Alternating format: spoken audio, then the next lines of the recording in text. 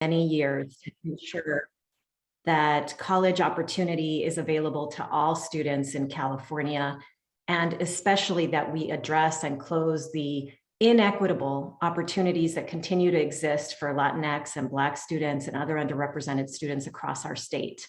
We have fought for many, many years to improve and expand access to our universities, to the UC, to the Cal State, to fight admission practices that we believe are inequitable, to expand access to college prep curriculum in our high schools, and to support our students in the ways that they need through financial aid, through improving the transfer process, through ensuring that they don't get dropped in remedial education courses when they can succeed in transfer level courses at our community colleges.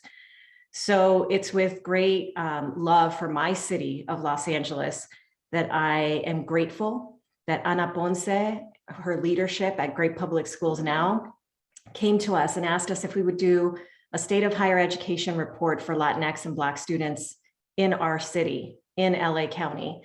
And I have the dream team of researchers. You're going to hear from Dr. Vikash Reddy in a few minutes with key findings from this latest report. And we're happy to share that there is definitely good news to celebrate, that we are doing better in some places for Latinx and Black students, that the hard fought victory of ensuring A through G was the default curriculum at LA Unified has had a major impact. And what you'll also hear is that there is so much more to do, so much more to do. And so I am grateful. We've got incredible turnout for this webinar, but most importantly, we have the right leadership at the table to talk about what can and should be done. So thank you, Chancellor Rodriguez of the LA Community College District for joining us today. Thank you, School Board Member Mónica García, a good friend and ally, and someone who was in the trenches to ensure that A through G became the default curriculum at LA Unified. We are so grateful for your leadership. With that, I'm going to turn it over to Dr. Vikash Reddy. He was the primary researcher and author on this report, and he'll share some of the key findings with each of you. Thank you so much, Michelle. I'd like to, first of all, recommend to folks to head to our website, collegecampaign.org, download the report. There's a lot more information in the pages there than I'm going to take you through today. Share your thoughts, share the report widely. We're using the hashtag CollegeOp in LA this morning. And so we look forward to a robust virtual discussion as well. I want to thank Michelle, what a fabulous co-author. I also want to thank Brianna Ramirez, a research fellow at the Campaign for College Opportunity, who joins Michelle and me as a co-author on this report and who put in a lot of time and effort into making this report possible. We're here today to talk about Los Angeles. Situated in the state of California, California is home to the largest Latinx population in the nation, the 5th largest Black population in the nation, with fully 1/3 of each of these populations living in Los Angeles County. The equity implications here have national importance, but LA is also a critical component of California's economic future, and our schools are central to LA's economic success. This isn't just an economic imperative, but an equity imperative, and so I'm grateful to all of you for joining us this morning. LAUSD enrolls over 500,000 students every year. About 3/4 of these students are Latinx, another roughly 8% are Black students, a tremendously diverse population. As we know, however, outcomes are what we're here to discuss. Over the past decade, LAUSD has made tremendous progress in supporting Black and Latinx graduates to complete the courses they need to be eligible to apply to the University of California and the California State University systems. COVID-19, however, had a dramatic impact on our schools, our colleges, and our universities, and we can see that in the data on A through G completion. For the class of 2020, 46% of Black graduates and 54% of Latinx graduates were supported to meet these A through G requirements.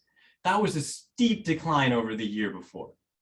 And if we think about those numbers, had we managed to maintain prior levels, an additional 2,700 Black and Latinx high school graduates would have made the A through G cutoff, but they didn't meet these requirements and they didn't get the support they needed in the face of a global pandemic.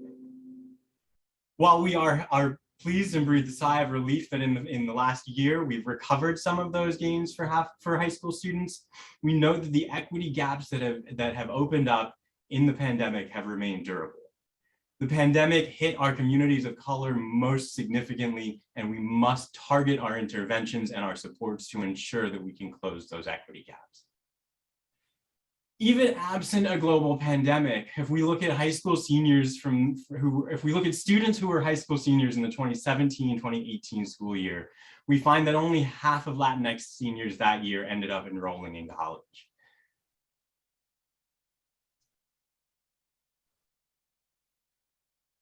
The vast majority of these students, or not vast majority, the largest recipient being the California community colleges. For Black high school seniors, more students ended up enrolling in colleges and universities outside of the state of California than in the UC system writ large.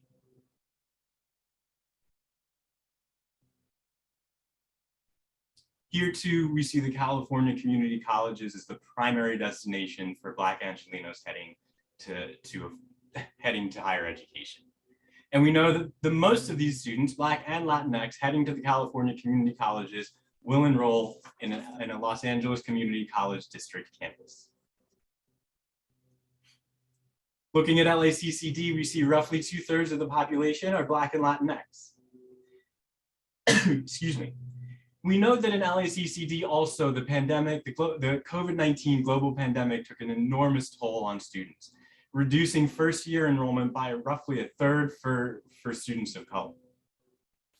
This is going to force us to intensify our efforts to re-engage students who are outside of high school. And I look forward to our guests' thoughts on that later in this discussion. In looking at students who are enrolling, again, somewhat pre-pandemic outcomes, students enrolling in the fall of 2017, 15% of Black students, 15% of Latinx students, but 30% of white students earned an award, meaning a certificate or a degree, or transferred to a 4-year institution within 3 years. Now, as we look at those numbers, there is some good news here. The slide that I would be showing now has ADT outcomes as a percentage of associate degrees conferred. In the spring of last year, the Campaign for College Opportunity released a report, Chutes or Ladders, in which we documented the enormous benefit that students are seeing who earn an ADT. Among LACCD graduates, more than half of Latinx students are earning ADTs and saving time and money en route to their degree, as well as en route to their 4-year degree. Unfortunately, only about 1/3 of Black graduates are supported onto this pathway. We've got to do more to ensure that our Black students in our community colleges are taking advantage of this pathway, transferring in fewer years and completing their degree on the 4-year side in fewer years. Now, the primary destination for transfer students is going to be the California State University, with the Los Angeles campus as, again, the primary destination within that system. Here we see a student body that is much more reflective of the local region and the state's population. 72% of the student body identifying as Latinx and 4% as Black. Looking at graduation rates, however, we see that we still have room to grow. Now, I will note that due to sample sizes and denominators with relatively few white students, you might see some variation in that line. I would encourage folks to focus on the orange and blue lines. And we see that Cal State LA has quadrupled the 4-year graduation rate for Latinx students enrolling as first-time freshmen, has tripled that rate for Black students. But that still leaves over 80% of Latinx students who enroll as freshmen not graduating in 4 years. So we must do better. We have some news to celebrate for transfer students who are enrolling at Cal State LA. Latinx students are graduating in 2 years and 4 years at rates that are equal or above their white peers, and the gap for Black students to their peers has also closed. We have work to do, but we are definitely pleased to see trends like this, and we look forward to watching these lines continue to go up. It's a slightly different story of the other 4-year campus across town. The University of California, Los Angeles has fewer than 1 in 4 students who are Latinx, in spite of the fact that it's situated in Los Angeles in the state of California. In order to be considered a Hispanic serving institution, A college or a university must enroll at least 1/4 of its population as Latinx. And we look forward and we support UCLA's efforts to meet this benchmark in the coming years. We know that students enrolling at UCLA are graduating at rates that are higher than those of their peers at other four-year institutions in the region. But we note here too, equity gaps persist along racial and ethnic lines. A similar story emerges for students who enroll as transfer students at UCLA. We see higher rates here than at other 4 years in the region. But again, we must do more to support our Black and Latinx students to graduate in 2 years at the same rates as their peers. And with that, I am happy to turn it back over to Michelle Siqueiros, who will talk about some of the things we need to do and engage in a discussion with the folks who are responsible for pushing that conversation forward in Los Angeles. Thank you so much. Thank you, Vikash. And again, we definitely are going through these incredible findings really rapidly. The slide deck will be made available to all of you. And if you go to our website, collegecampaign.org, you can download the full report. There's a lot of important data that Vikash didn't touch upon because we definitely, if you know anything about the campaign, want to jump into conversation about solutions and what can and should be done to really support our students, both in LA Unified, at our local colleges and universities. And to kick off that conversation, I'm honored to introduce two women that certainly need no introduction. We have Ana Ponce, the Executive Director of Great Public Schools Now, and long-serving school board member, Mónica García, who before she even became school board member for LA Unified was a key champion to ensuring that A through G indeed became the default curriculum. Ana Ponce, who many of you know, has been investing and supporting local LA organizations for many, many years and in pushing all of us to collaborate and work together to address the biggest challenges facing our students in K-12. So Ana, I'm going to turn it over to you for a conversation with our school board member. Thank you so much, Michelle. Really great to be part of this conversation and to support this very, very important work. And we have to do it together. The solutions ahead require all of us to come together and collaborate and do it together. And we've seen a lot of Mónica really leading in this work of partnership and collaboration. And I am curious, board member Mónica García, how you came into this space. Thank you so much for joining us today, and want to hear more from you on how you became a school board member and what really motivated you to get to where you are and to do this very challenging work for such a long period of time, almost 20 years. Almost 20 years. Buenos dias to everyone. I'm excited to be with you as we dig deeper into what we can do together. So what brought me to be the third Latina in 155 years to be on the school board is exactly this. The A through G fight in Los Angeles in 2005 that saw thousands of young people come and demand access, rigor, and really calling into question, do you believe in my ability to learn and read and write and be successful in arriving to senior year? That movement inspired me to say, yes, I will overcome my personal fear and I will ask the voters to count on me. And I just want to say out loud, in about 135 days, there's another election to who will be on the Board of Education. But ladies and gentlemen, I'm inspired by everyone who showed up, Ana. People want to know. And, I just want to remind you, part of being of service in the public sector is really checking in on your values and your personal beliefs on, do we believe that our generation can keep the door open to all of the battles fought to let me go to a place like UC Berkeley, right? Where there were too few Latinos, women. I mean, we just know we need more. We needed more in 1986 when I got there and had a very challenging year, really learned about support services. And as a first generation college goer, I just want us all to know it's not about them. The first Mecha meeting could get us excited and go, but it's the long haul on us. So to me, I say thank you to the voters. I say thank you to the activists. I say thank you to the people who fought inside out to see LA Unified really overcome its own fears about what our limitations as a system were. Absolutely. And I would echo and underscore, sort of the taking on that belief gap way back 20 years ago of saying, no, you have to, do you believe or do you not believe? So important. And I think we're at a crossroads again right now, especially, coming out of this pandemic, we're starting to see a little bit of the light at the end of the tunnel. Thank you so much for leading during this time. There's just been so many issues, from staff shortages, reopening schools, unpredictable variants, families having different positions on vaccination, and all in school versus independent study or distance learning. So there's a lot of priorities and a lot of challenges right now.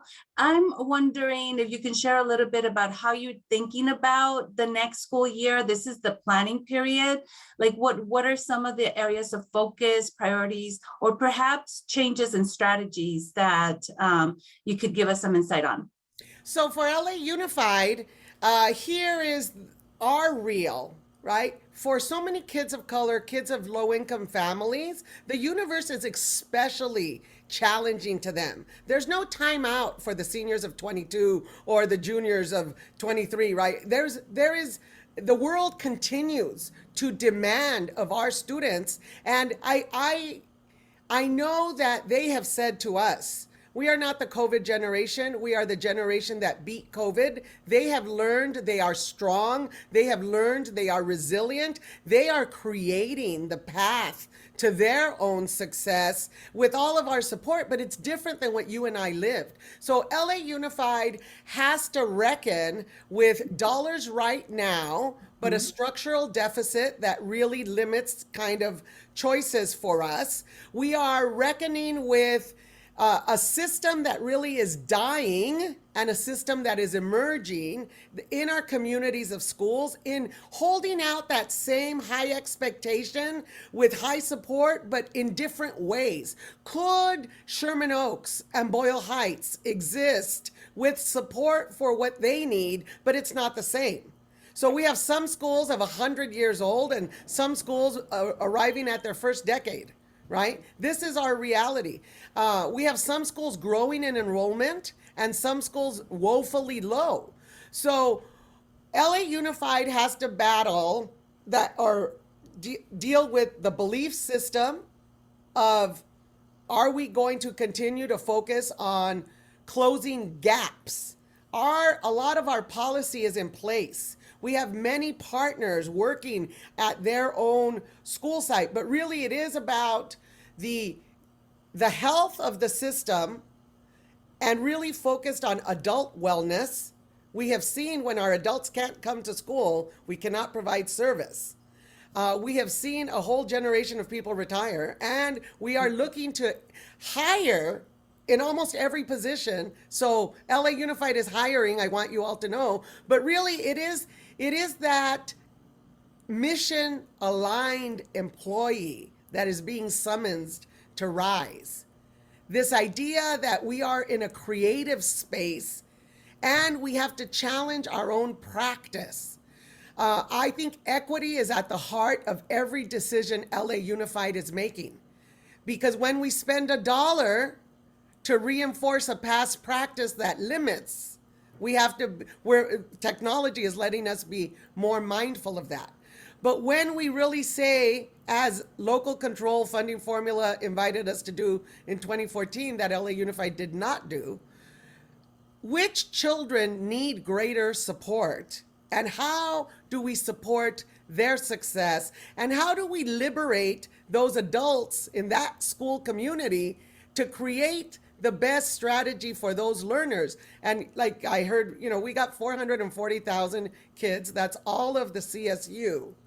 Okay. I mean, I just want people to understand a lot of people. And LA Unified has to deal with equity, access, and achievement. And it's about, bringing together conversations about land use, bringing together conversations about investing differently, and supporting that staff that is showing up, right? So it's about really unleashing that next piece. And the board has goals right now that are focused on closing gaps. We're getting a new superintendent, and Alberto Carvalho will join us next week. And it is about continuing to push on a system that struggles. So we need to be clear, community members. We need to be clear about not letting LAUSD slide backwards at any point. I just want to say, the last thing I'll say is A through G is a movement that changed practice, belief systems, and knowledge.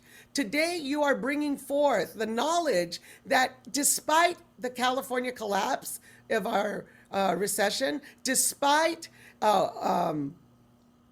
what is it called when we don't say strike, we say labor unrest, despite challenges of very burdened families, we are seeing greater success when we support children differently, and that must be highlighted.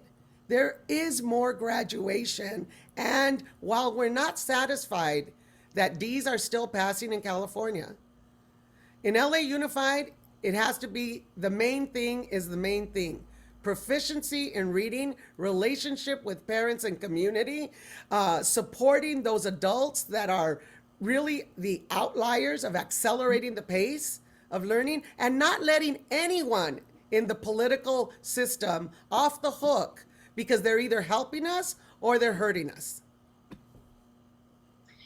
So let me underscore, mission-aligned employees are being summoned to help us unleash the next version of LAUSD that will provide a more equitable, accessible, and student-focused culture for our kids and families. I love it, Mónica. It's always great to hear you talk. Your vision and your inspiration is contagious, and pushing on the belief gap and really keeping hope alive and believing that we can do it. And we have to work with partners and with families, as you said. And, one of the things that you said about emerging practices is how our families have stepped up and how to continue to partner with them and bring them into their children's journey, however that looks for them, depending on where they are in the district.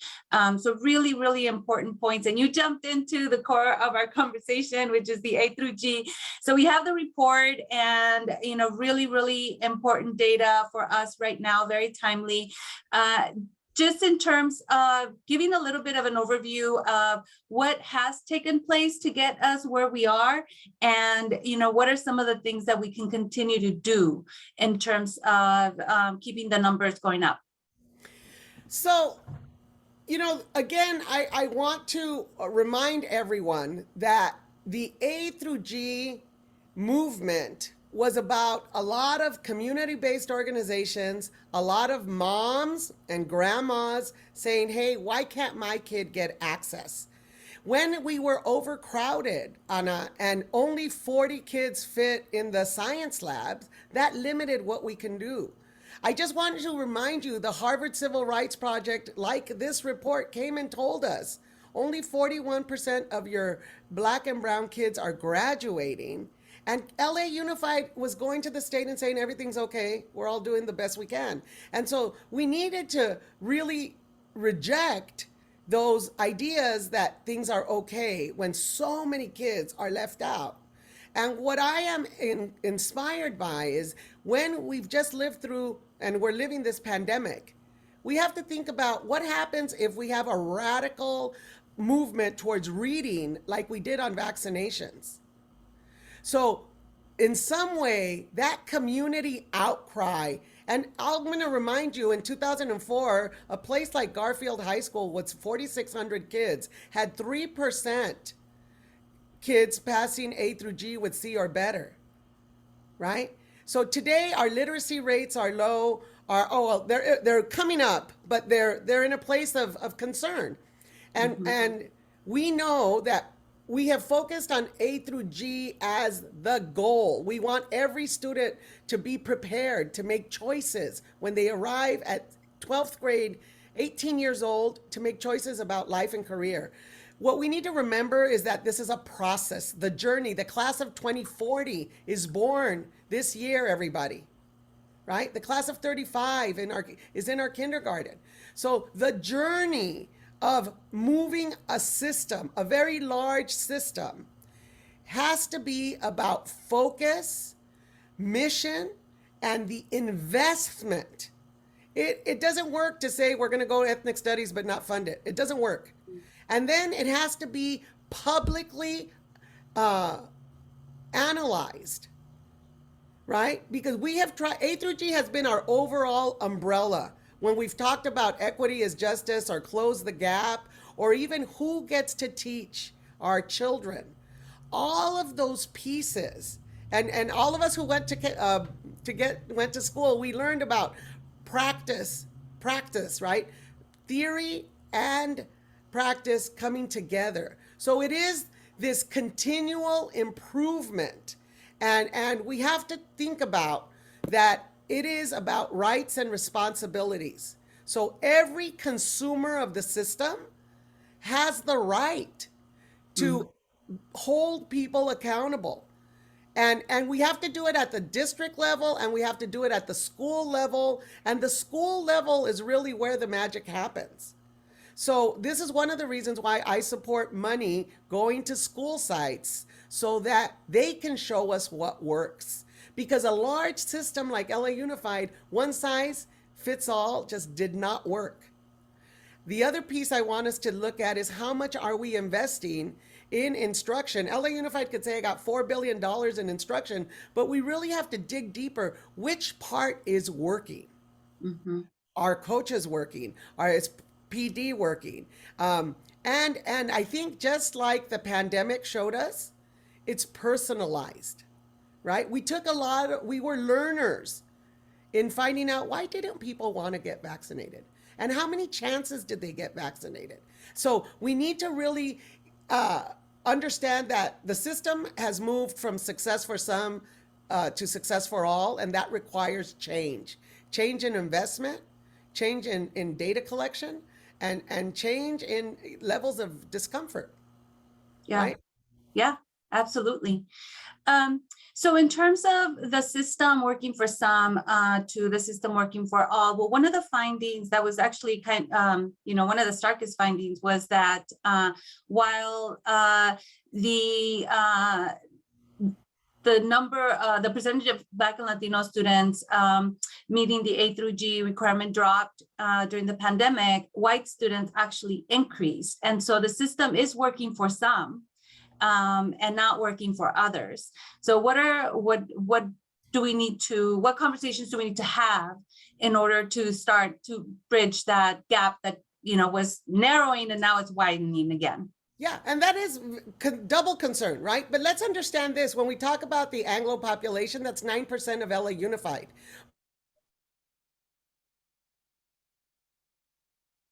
We lost Mónica. Oh, no, we did. Ana, do you want to answer that question? And then we'll hopefully get her back on. Well, I think we have to look at, where the kids have access, and not just access at the high school level, but to Monica's point, like we really need to focus on the preparation and the reading proficiencies. And our kids really need to be reading at grade level in 3rd grade. They need to read designate if they're English language learners by 5th grade so that we get them on the path to success. Because just making the courses available, which is great and it's policy and its practice, if our kids are not able to access and have success in those courses, we need to rethink what we're doing in elementary school and in middle school. And then, taking that policy and pulling it down to where we're going to really look at accountability measures. to ensure that those numbers keep going up. And we have to look at the data, and the data needs to be segregated. It can't be just the A through, we can't lump it. And so that's what I really appreciate about this report and how it laid out the data, and both at the LA level and at the state level. And those are conversations we need to continue to have. Hi, welcome Hi. back. So I wanted just to highlight that when we look at which population did not need schools to be open, which population had access to technology in a way that wasn't relying on LA Unified, which population had housing stability, right? What we're seeing in this report is that the intersection of all the pieces of living. So what you're seeing is Black and Latino children rely heavily on the public sector services in education. Many came for the hotspot, for the computer, for the charger, right? Because we learned that when there's multiple homes, people needed the strips. But the other piece, they came for food, right? And some people, some kids, when they were by themselves all day, that isolation, that was a major issue that children had to face. So what this report highlights for us is why LA Unified, that is 80% of the city of LA, has to be concerned with mental health services in our county, has to be concerned with the housing crisis that we are living. And I love that this report talks about children, support it.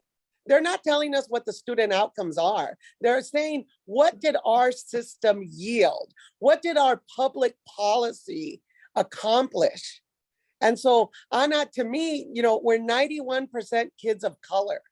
And the pandemic hit many of these communities. I saw a statistic that 1 in 500 children lost a caregiver through the pandemic in the country.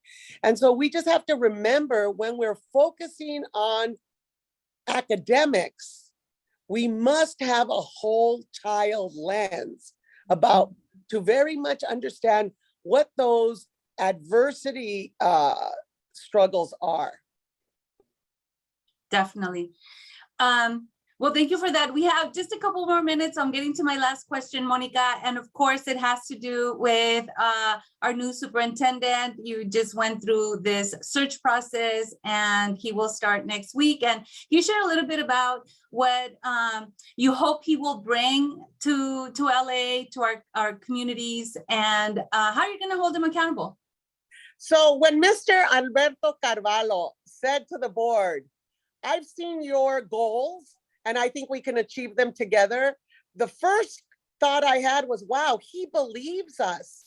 He believes this school board wants to close gaps, and he has a sense that he has the knowledge and skills to do it. So I have to tell you, he has been very taken by the nonprofit sector in Los Angeles. And I've said to him, you have allies. I expect he is an equity champion. I expect he understands the demographics and the first generation college goers experience. He identifies as an immigrant, as an unaccompanied minor, as a working class person. And he very much sees the potential in the Los Angeles student. So I want to just say that this superintendent will need all of you to support his success, because again, our system is at a crossroads of where we choose to go. I hope we expect of ourselves, as we celebrate the 54th anniversary of the walkouts in East Los Angeles and the 75th anniversary of the Mendez versus Westminster lawsuit, I hope we expect of ourselves that we could set a new standard where funding in California and cross-jurisdictional strategies to meet needs of families is understood, that is the path to support the achievements we so need.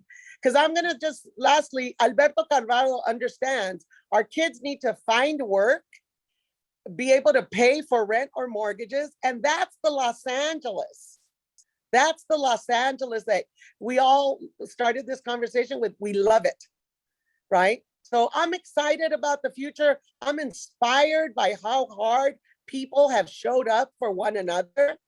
And when I think about the next 20 years, so for the class of 42, I know that's how California leads this country in helping more of our children move through to their highest and best potential that we all know is about our generation removing barriers. So thank you to everyone. Thank you, Ana Ponce, and all the love you share. I am so grateful to be in community with all of you.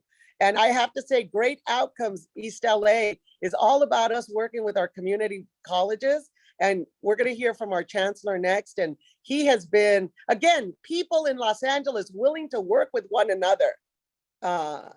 Thank you, Chancellor, for your advocacy and support too. Ana, always a pleasure. Always a pleasure, Board Member Garcia. Thank you. Passing it back to you, Michelle. Thank you, Ana. Thank you, Mónica. And, you know, we all have tech challenges. Imagine what our students go through who don't have the blessings that we've had, who don't have all the support that we have. So we know that this pandemic has definitely been difficult, especially for our students in Los Angeles. Before I start the next conversation, I did want to highlight, those of you that know the Campaign for College Opportunity know that while we love data and research and putting out beautiful reports that have important information in them, what we love more is acting on recommendations that we believe will make things better for our students. And there's a lot of work to do to make things better. For our high schools, just our recommendation continues to be, and for LAUSD, that we really do a much better job at supporting students to complete the A through G courses and to complete them with a C or better. That is what makes them eligible for UC and CSU and prepares them for community college, even if they choose not to apply to a UC or CSU. Second, we're excited about the governor's proposal to expand FAFSA completion and ensure that our high schools help students fill out the FAFSA or the California DREAM Act if they're undocumented. And so that is an urgent recommendation. We know that our schools need the supports to really do those things.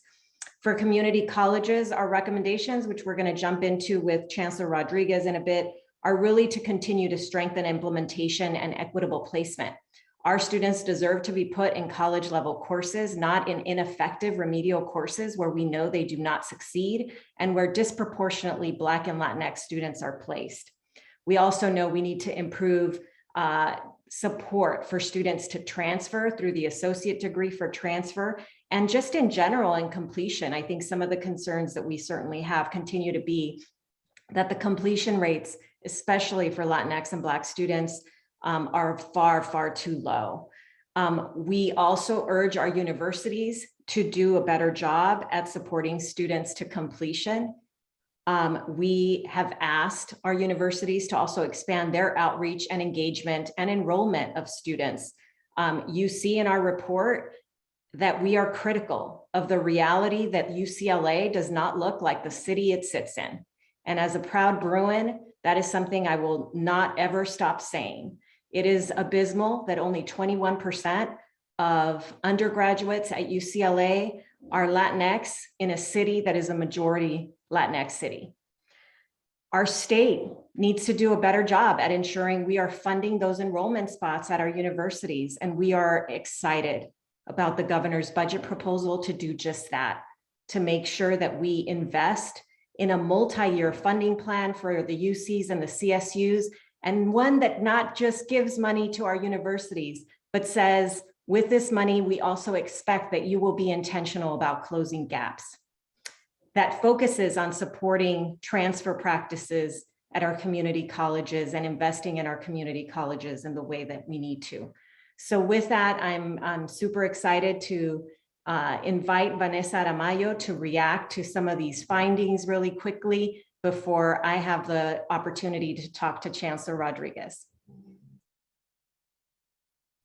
Thank you so much, Michelle, and good morning, everyone. Thank you, Ana and School Board Member Garcia, for that wonderful conversation. And also thank you all for your decades of commitment to our students. I have the privilege of being the Executive Director at Alliance for Better Community, known as ABC.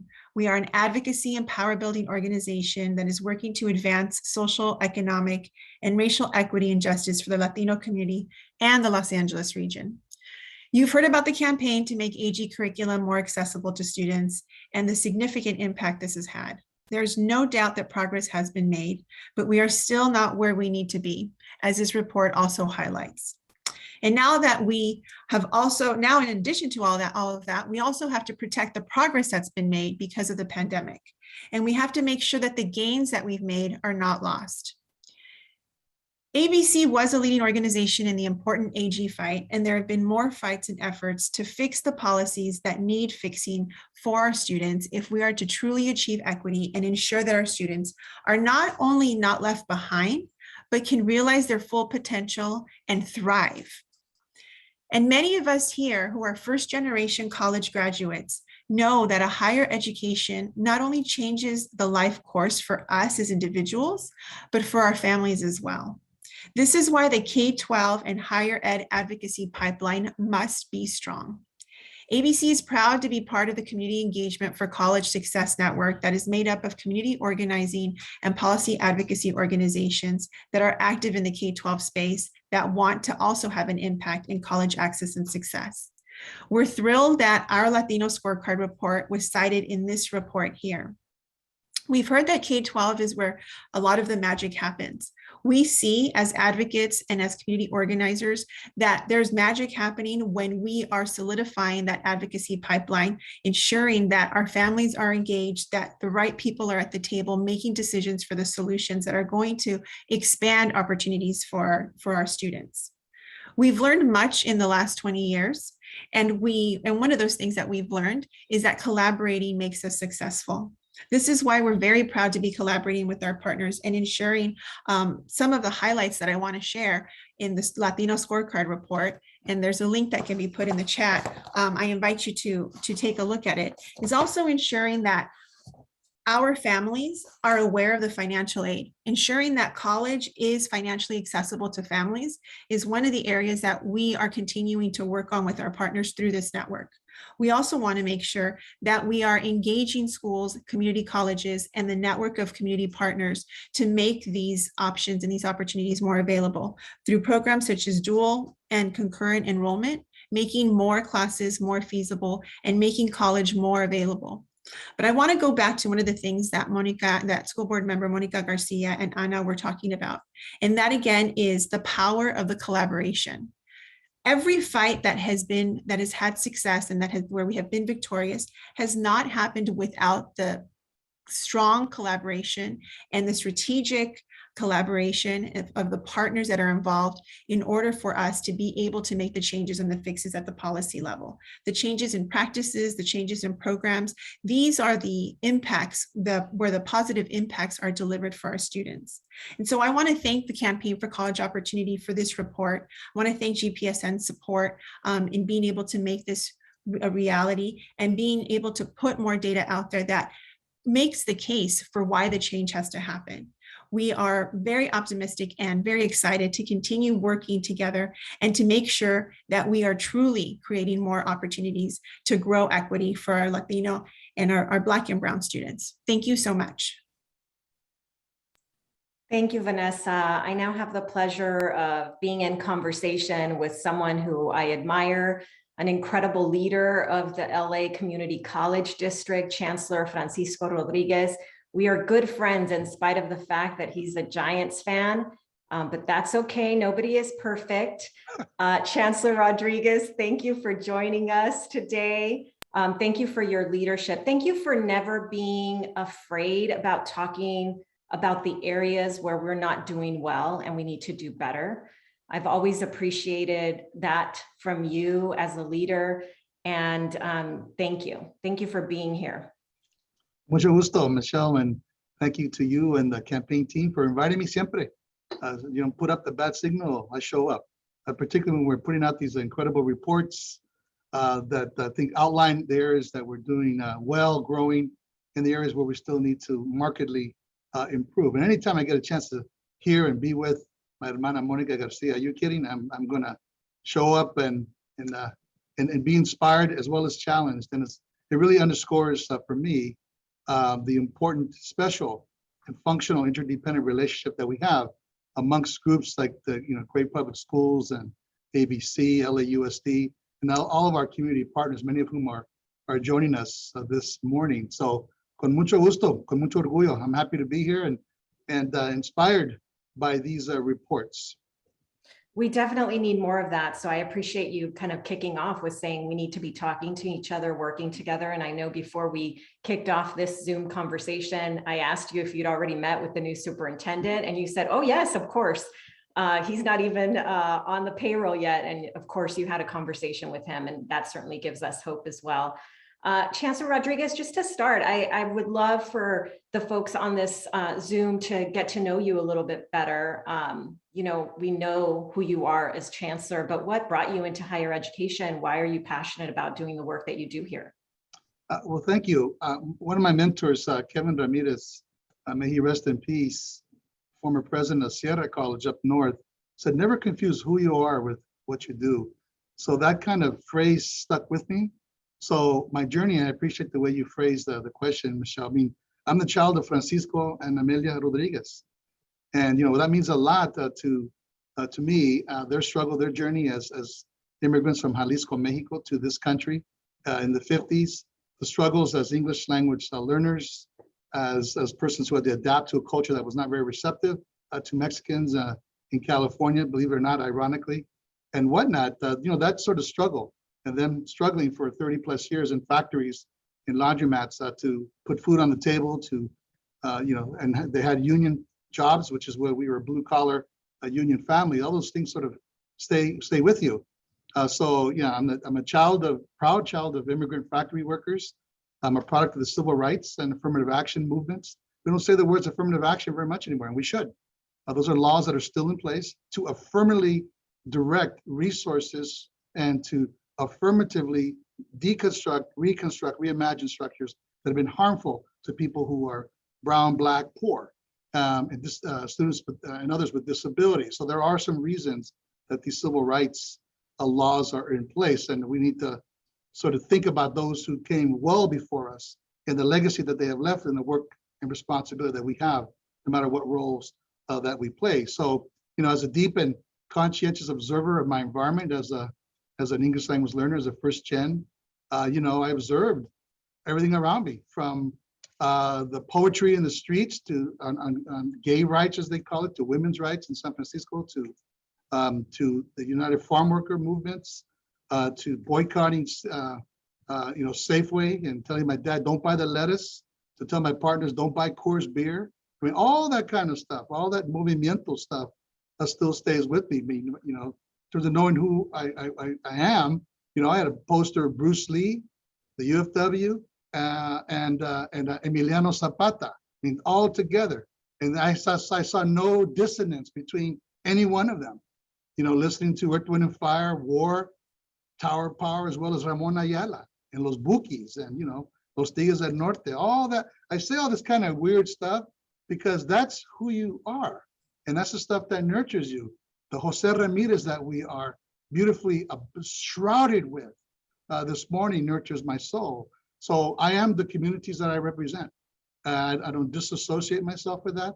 I've been incredibly blessed to be in this district now for 8 years as chancellor and working at the Miracosta College, Casanas River College, Woodland Community College, and beginning my career at UC Davis, and have familia and partners and carnales and hermanas all through those systems. So I'm very proud of that. So that's a little bit why, and did not think I would be doing this work, but I knew that my faith and my persistence and the example of my jefitos would bring me somewhere to do something that meant something. And con la gracia de Dios, here I am. And I think everything you said is the reason we love this state. It's diversity, all the culture and learning that we can take from a Bruce Lee, a Ramon Ayala, and a Jose Ramirez, who we should credit for the incredible artwork that graces the cover of this report, a local artist and also an educator for LA Unified. So thank you for that. Chancellor Rodriguez, obviously the pandemic has had an incredible impact on our students. We saw the most abhorrent declines, right, in Latinx and Black enrollment at the community college. I want to thank you for your leadership at really pivoting and going online and finding ways to support students with technology and broadband. But can you speak to the impact of the pandemic, how you're addressing it, and what you're planning to do to address this enrollment decline that is disproportionately affecting Latinx and Black students? Yes, thank you, Michelle. That's a powerful and important question that I think all of us who are in these leadership roles, we be a trustee, college presidents, advisors, counselors, faculty members, are all trying to wrestle around. You know, we're really dealing with the triple impact of three pandemics, or the three rivers, as I like to call it. Certainly the health crisis that is the COVID-19 pandemic and all its remnants. The second is the original pandemic, the impacts of racism and the impact on our work on equity. And the third one is really the pandemic of the economy. What I mean by that is the economy has had a devastating effect on some communities. That is, not everyone's been able to fold and rebound. The pandemic, those who've been able to navigate this environment are those who have been educated, employed, housed, insured, and connected to technology. You know, many, like those of us on this line. Yes, it's been inconvenient. Yes, it's been difficult, stressful, traumatic. I think we need to understand and recognize the trauma associated, the impact on our mental health, and being in Zooms and just working remotely and doing other stuff that can be, and the impacts of that. But those who have not been able to navigate this as well, or those who are less educated, those who are unhoused, those who are hungry, uninsured, who are not connected to technology and whatnot, those are a large part of the students and families that we serve.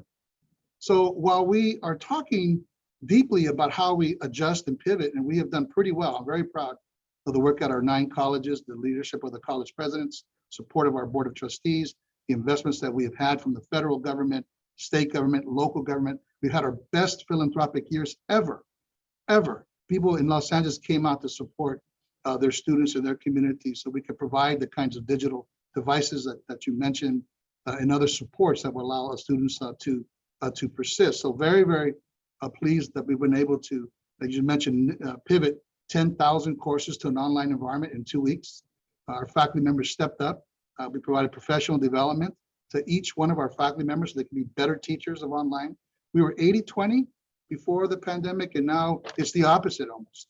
You know, so we're looking to be back this fall to much more quote unquote normal in person.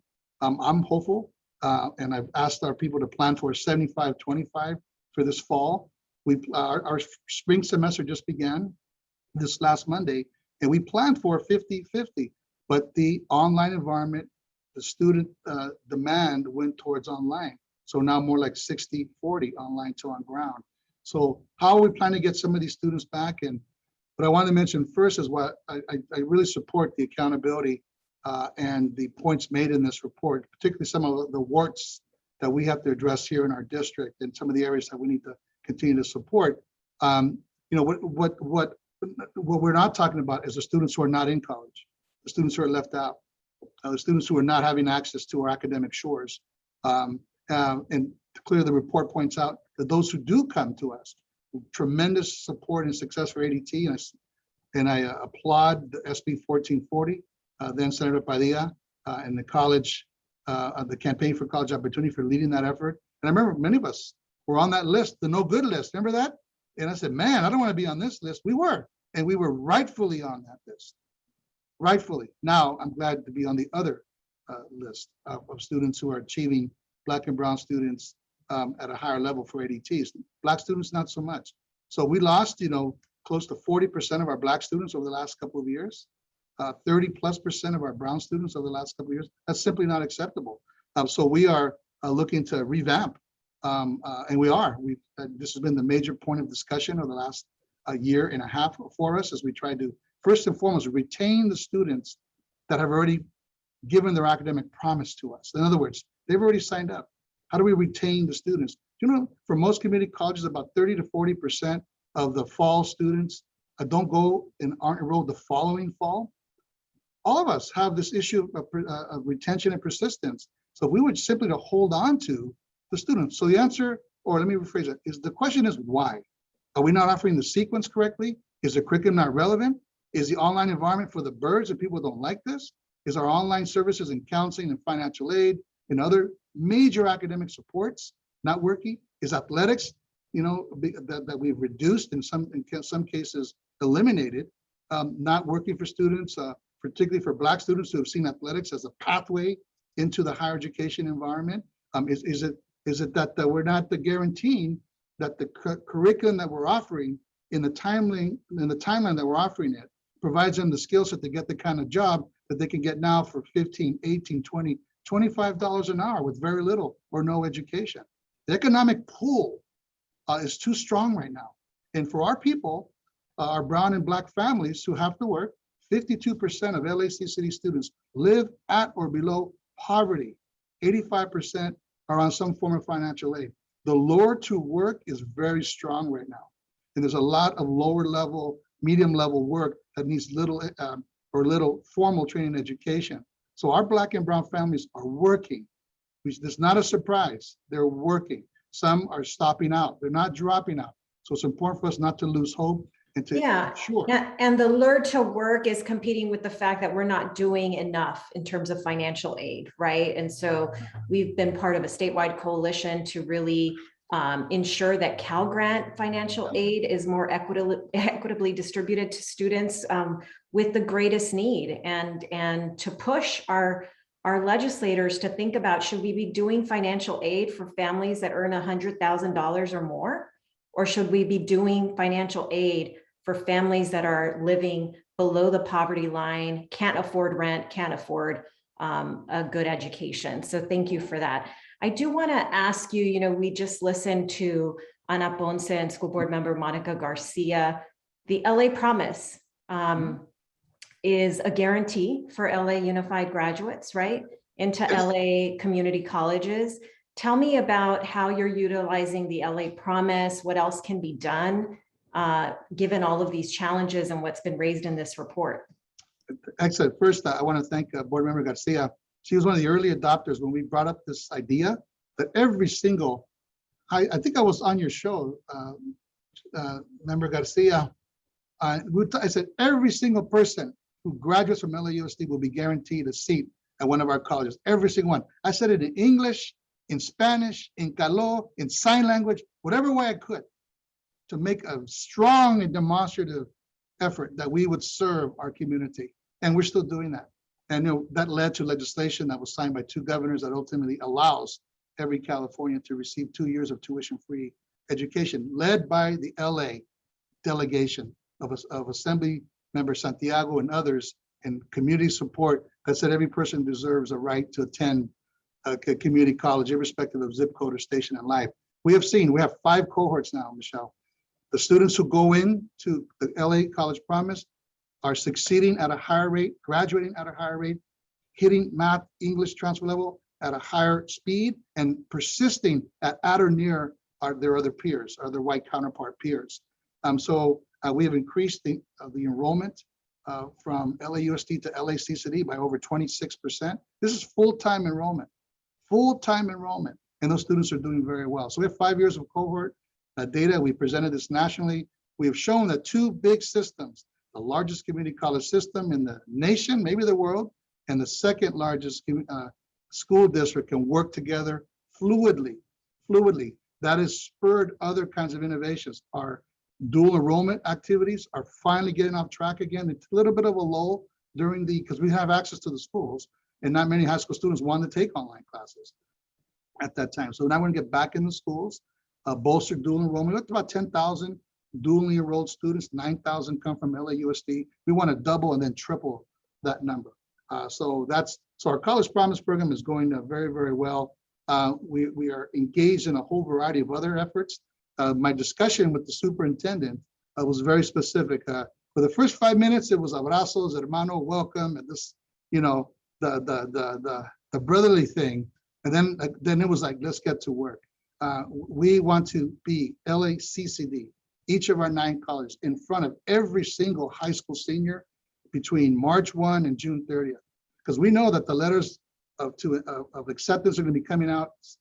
Some students will not receive the kind of financial aid that you described, Michelle. Some will need to have alternatives, university transfer programs. We want to be there for that academic safety net to say, come here, go there.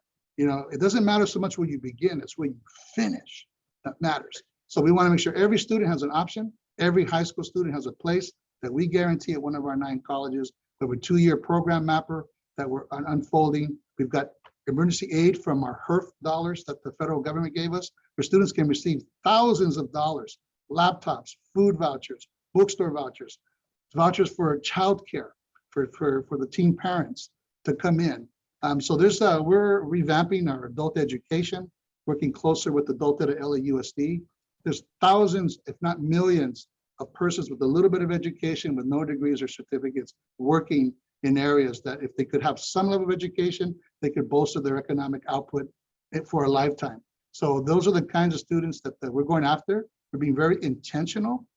It's the warm handoff. The days of go to the website and check it out are gone. You got to call. And that's what I heard in all of the things that you're listing. It's like being intentional. LA Promise is intentional about communicating what the path is, what you get as a result, being intentional about talking to students in high school, being intentional about supporting them.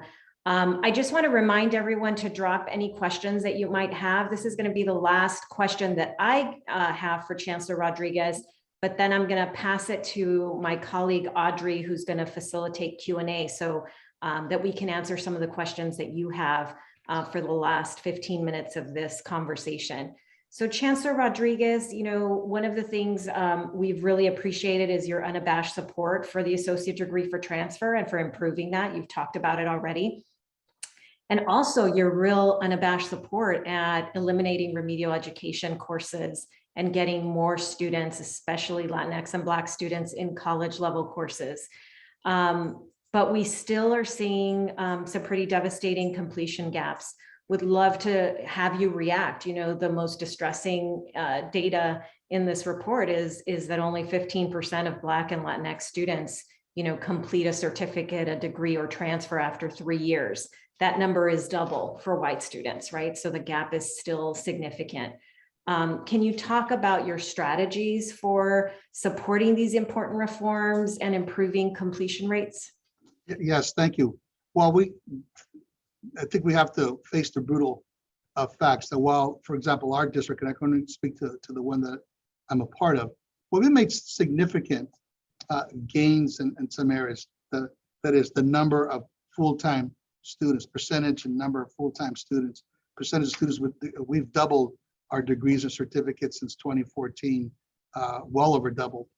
So the completions are going up, but there still are equity gaps that exist. The experiences with AB 705, that was after long consultation. It wasn't a political statement that we would only offer one level below college level English and math. It was a statement that we said we had observed, we had evaluated, and we assessed a remedial system that wasn't serving our students well. That your chances of getting a degree or passing these classes was less than 6% if you start at the lowest levels, and that's simply not acceptable. And we had passively accepted that as fact and not do anything about it for decades. Well, those days are over. We simply are going to redirect the resources from those lower division or lower remedial classes up into higher level to better and support our teachers to be better teachers of courses in college level English and college level math, and then have the high expectation, a growth mindset that if students aren't succeeding, it's because we're not doing something well. It's not that they don't have the capability to learn and to grow. And that's a real shift in mindset. There was quite a bit of conversation, quite a bit of heat, as they say around that, because we're changing something that has been in the system for so very, very long. But it was certainly well worth doing it. Today, we're seeing that the throughputs, the number of students going to and through college level English and college level math is certainly higher. Excuse me. And that is what is exciting data and good news in this report, that we are doing better because there is a real intentional focus, Chancellor Rodriguez, right? Yeah, and better teaching, better curriculum. We're piloting all kinds of new models with supplemental instruction, co-requisite classes, supplements that are online and on ground. So this purposeful disruption has been very helpful for us. The pressure that we had in support of AB 705, and now I understand that Ms. Irwin has another bill that is looking to further accelerate this movement. And those are things that we're going to be very, very closely looking at. So we're making a statement by saying we believe students can learn. We're making a statement by saying here are our investments in the quality and excellence of our faculty, and making an excellence saying we need to have curriculum that is relevant, timely, and supported by technology so that our students can indeed learn. Wonderful. And I love seeing the activity in the chat.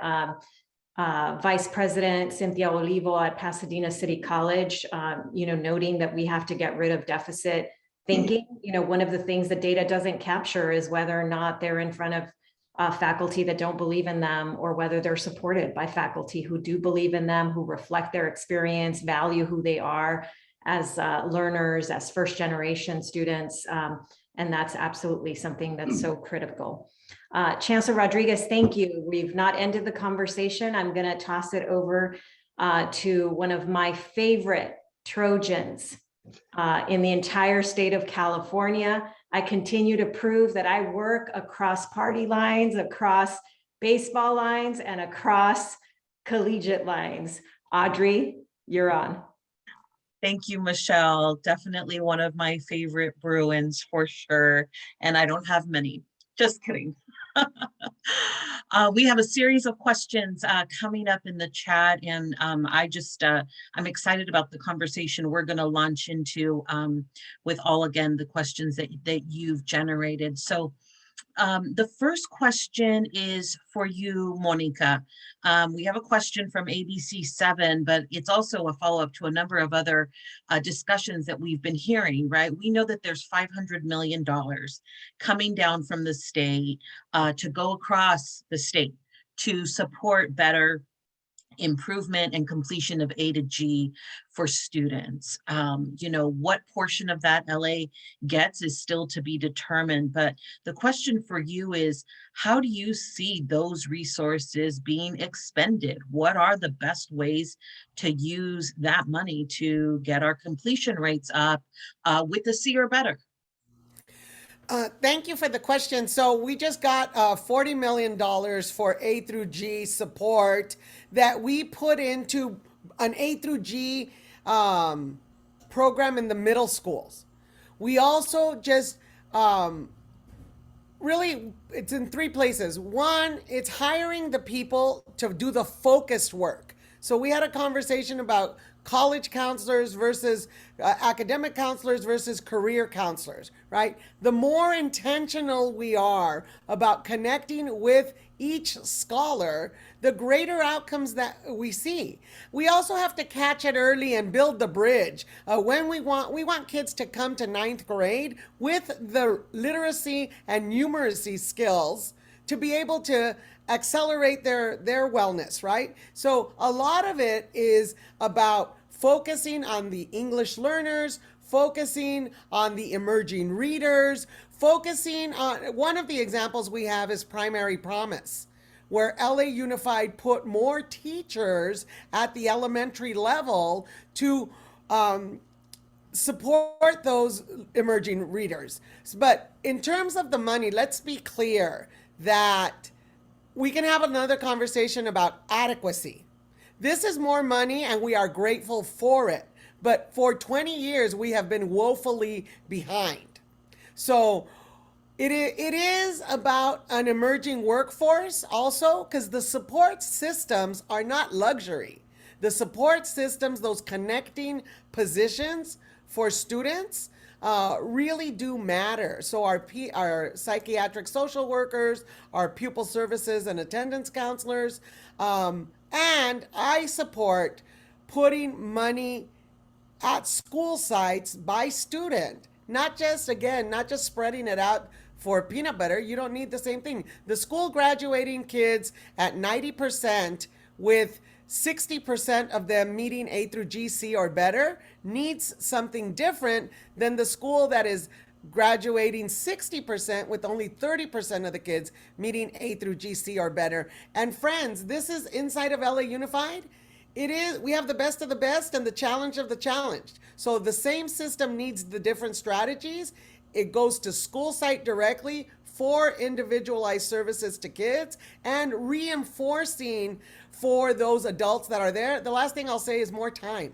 We know whether it's winter break or summer break, more time for our kids always means better outcomes. Thank you, Board Member Garcia. I appreciate that. The next question I want to pose is to Chancellor Rodriguez, and it is about math preparation. You know, we definitely have seen a focus on reading proficiency in K-12, and we continue to see students not being supported to be successful in math. I think when we look, and Michelle pointed this out, at our completion rates or the number of students being placed into college level math in the district and across the state, most of our colleges are not doing well at getting our students into those courses and graduating. But clearly we're in a digital technology. Math is a given. And so what are you doing? How are you thinking differently about supporting students and maybe even thinking differently about math curriculum? And the delivery of it? Yes, thank you, Ajit. Well, we're doing several things. One is that, to start, that we're working with the USC Rusher School, and they're helping us to evaluate our 705 experience around remediation, not just the data, throughputs, and all that, but also the mindset of the instructors in both English and math that are working with our students. So that's ongoing. That's been incredibly helpful. They've recently have submitted their first report on this, so we're learning quite a bit about the opportunities, not just in terms of sequential courses and how that's built through the curriculum, but also the growth mindset of the instructors who are teaching. And we have disparate outcomes initially with English and math. In my discussion with the chair of our math departments, all 9, recently we've tried some pilot models to try to relook at curriculum. That is to put ancillary complementary coursework together that students could achieve. And it's a small pilot.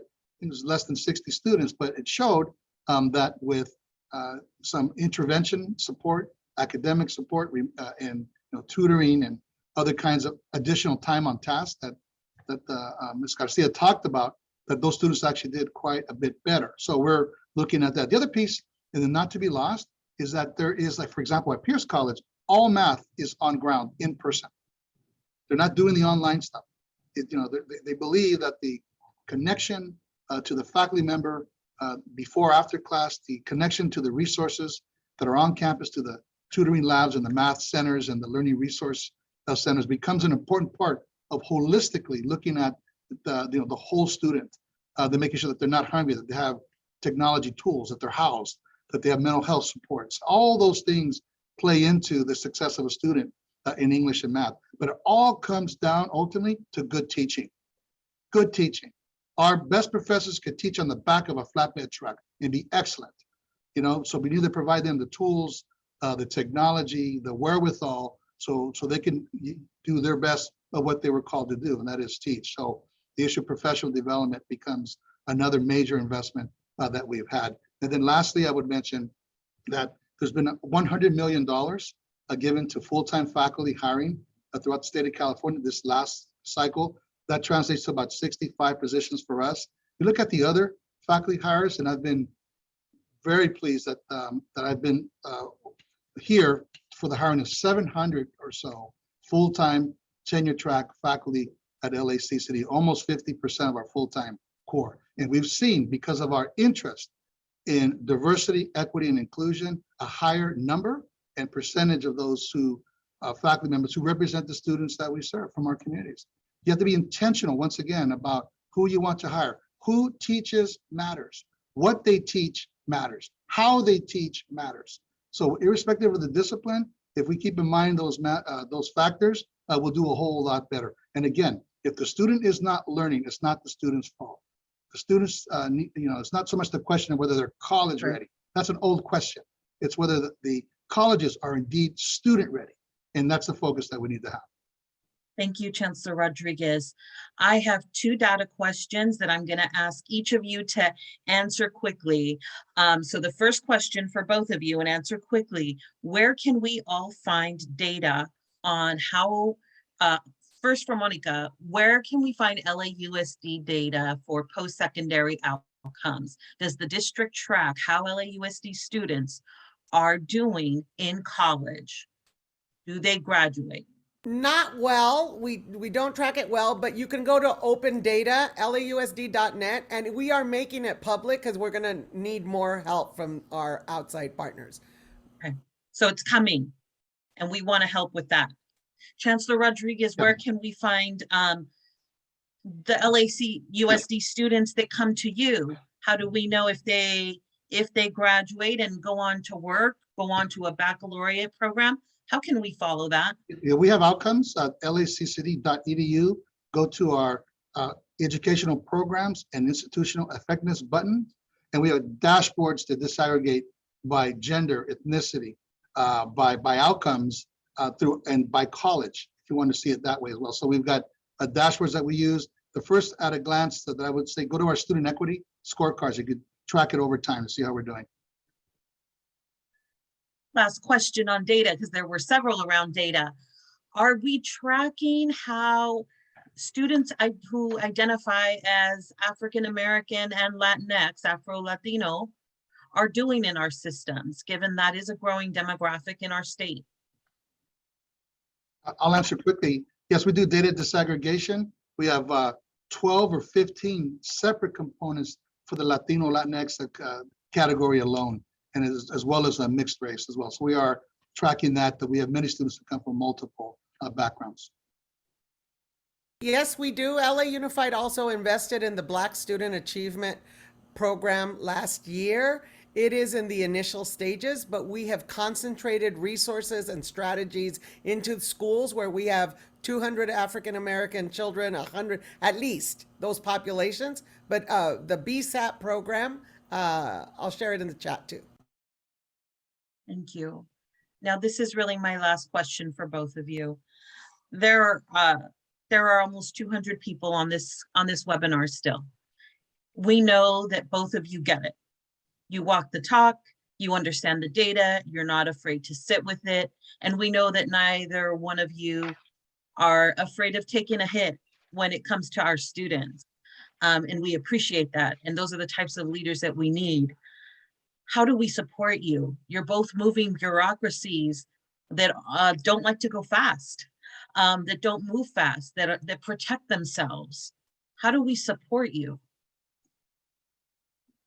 Let me have Member Garcia first. Let me just say that it's never about one person, but it is about the courage of acting on the values. And what I implore all of you, there are leaders inside of LA Unified that really do need help because they work there every single day. I get elected to represent people, but the inside-outside strategy is real and you must stay present. So your voice on the board meeting calls demanding more, your presence in the Zoom meeting demanding more, your support of those people who stand up and say, hey, I think it could be better, that really does matter. So we are all part of the relay. And I will just say that the expectations of the public sector must stay at the forefront of every investment, tax dollars at work. So really it is about owning the right to be owners and making sure that if anybody wants your support, they are working with you. You're not going to find people who believe like you all the time, but the constant, I like how Michelle said reaching across the aisles, the baseball stuff gets hard, but it is true. To be in the position, our community has fought so that we can have leadership on the inside and the outside. And we have to help people exercise power. And that is something that we all have to learn about. But Audrey, I just want one, find the allies, make your voices present and consistent, and we have to help each other overcome fear. Organizations have self-preservation at the core until you put something else, right? So our children need us to act on their behalf, and that, I think, drives a lot of people. But be loud, talk about what doesn't work, but always share. I love that this report highlighted we took a risk and it is paying off. We have to stay focused. Thank you for asking the question. Yeah, great question. Well, first, who leads matters. So we need to have the support from our board of trustees who hire people like me and other principals and college presidents, et cetera, who have this kind of equity mindedness. So having a courageous, forward-thinking board, elected board, such as we have in Mónica García, if we had that in mass, I would be, I think, better off. Too few individuals don't have that kind of support, so they can't make the moves, or if they do, they won't be supported. And particularly when there are votes of no confidence and things of that nature that we have to shoulder at times when we're making change in institutions that don't change very quickly or don't want to change at all. So having that kind of support from the highest level to the CEO, I think is incredibly important. Also, there was a question about alumni. We have a lot of UC, CSU, private school alumni at the state capitol and federal government. We need to rely on them, remind them of the importance and the power of public education, and to invest in our schools instead of prisons, to invest in teachers instead of other areas that aren't so productive. A lack of consensus and inconsistent leadership on these issues of diversity, equity, access, inclusion, a lack of consensus impacts the performance of under-resourced and underperforming students, and those particularly who come from under-resourced neighborhoods.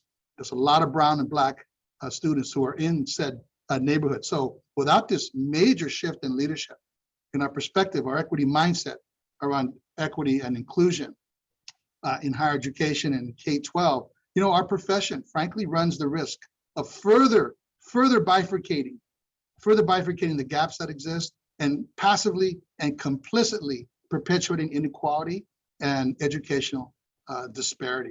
So, the time to lean in with the partners on this call, around this Zoom, with our partners like the campaign and others, ABC and great public schools, is now. So, I look forward to continuing la lucha sigue y seguimos adelante juntos. Gracias. Thank you, Chancellor Rodriguez, Board Member Garcia. I'm sure you'd be listening if we were in person to a standing ovation. Thank you for being here. It's now my honor to turn it over to Ana Ponce to close our program. Thank you, Audrey. And again, much appreciation to Chancellor Rodriguez and Board Member Garcia for joining us today and really making this a very candid, rich, and meaningful conversation to move this work forward. Just congratulations and thank you to Michelle and the Campaign for College Opportunity team for having the courage to take these bold steps in advancing equitable access to A through G and higher education for Black and Latino students, particularly in LA County, which is what this report was focused on, since we do have about a third of the Latino and Black population in LA County. And we need to be intentional and we need to stay focused. We've made a lot of progress, but we have a ways to go. And we need to look at our data. We need to be informed so that we produce solutions that are responsive to the data that we see. So this report is going to carry forward. It's going to impact policies and practices. I'm very excited about what's to come from this seed that has now been planted to unleash the opportunities that we have ahead for our K-12 district and our community colleges and our Black and Latino students moving forward. In terms of the day, I just want to thank everyone, remind everyone that our educators need to be appreciated. We need to acknowledge them and thank them every day as much as we can. And also, this is a very exciting week for Los Angeles, and I am going to end it with go Rams, and remember to exercise your power. Thank you, everyone.